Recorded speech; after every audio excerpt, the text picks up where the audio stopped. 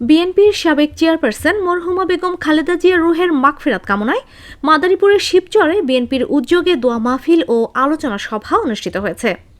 শনিবার দুপুরে শিবচর উপজেলার ভান্ডারীকান্দি বিএনপি ও অঙ্গ সংগঠনের আয়োজনে ভান্ডারীকান্দি মাদ্রাসা মাঠে এই দোয়া মাহফিল ও আলোচনা সভা অনুষ্ঠিত হয়।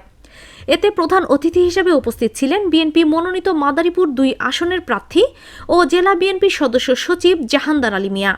বিশেষ অতিথি হিসেবে উপস্থিত ছিলেন মাদারীপুর ১ আসনের বিএনপি মনোনীত প্রার্থী নাদিরা আক্তার।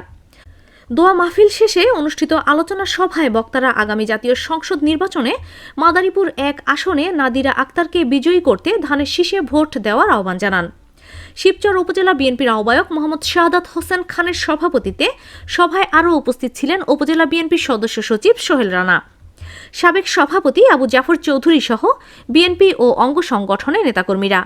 এ সময় বক্তব্যে মাদারীপুর ১ আসনের বিএনপি মনোনীত প্রার্থী ও উপজেলা বিএনপির যুগ্ম আহ্বায়ক নাদিরা আক্তার বলেন, দেশনায়ক তারেক রহমানের হাতকে শক্তিশালী করতে ধানের শীষে ভোট দিয়ে তাকে নির্বাচিত করার জন্য তিনি এলাকাবাসীর সহযোগিতা কামনা করেন।